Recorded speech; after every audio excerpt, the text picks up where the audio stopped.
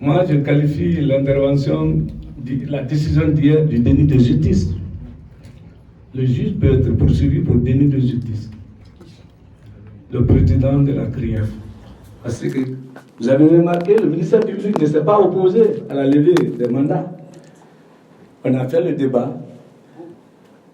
Le ministère public voulait justifier le bien fondé de sa procédure, mais ne s'est jamais opposé. Vous avez formulé une demande. L'adversaire a acquiescé. Qu'est-ce qui empêchait le juge de lever le mandat? Mais il a été intimidé. Il a manqué de courage aussi à cause du décret qui est intervenu pour pouvoir le dissuader. Parce que c'est intéressant, systématiquement, l'ensemble des procédures initiées, le parquet a opté pour la détention. Comme il y avait deux juges qui se croyaient indépendants, on les a fait sauter automatiquement par un décret. Et le président de la CRIEF était obligé d'obtempérer.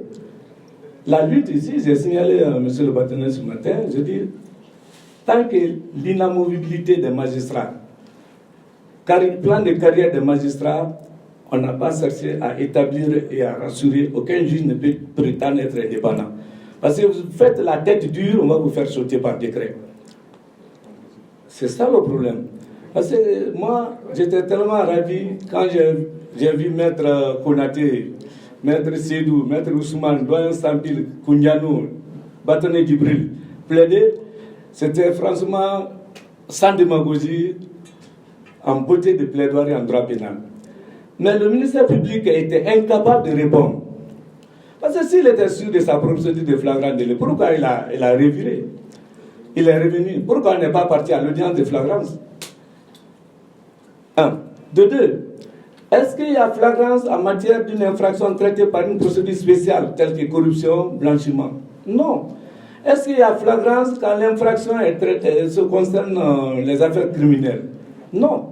Est-ce qu'il y a flagrance quand l'infraction concerne les mineurs? Non. Mais il a fait la flagrance. Est-ce que nos clients ont été arrêtés conformément à l'article 461? Ils ont été arrêtés en flagrant délit? Non. Est-ce que le procureur a été à même de présenter sur le sol nos clients? Non. Donc, ce sont des violations. Quand on parle, on va tenir dit de doser, et on est obligé de doser, mais les juges de la CRIEF ont confié leur carrière à une transition, qui est une petite période courte. C'est la Guinée, ça on se verra après la transition. On ne doit pas confier sa carrière à une transition. C'est des jeunes qui étaient l'espoir de notre justice, qui ont dit les vieux sont dépassés, les vieux sont ceci, sont cela, mais ils sont venus, ils se sont noyés. Ils ont mordu à l'abat d'illégalité et d'irrégularité.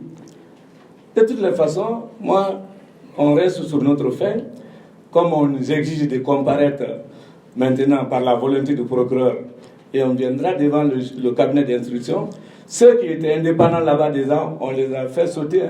M. Ousmane, chambre d'instruction, et l'autre, Sila, Souma, chambre de contrôle, on les a enlevés. En quoi le magistrat peut être indépendant? Et quand on me parle de boussole aussi, c'est ridicule. Et heureusement, le mot a été lâché, que nous on fera des salles bleues, et la CRIEF est devenue l'instrument de ces salles bleues. C'est extrêmement grave pour l'état de droit. Je vous remercie.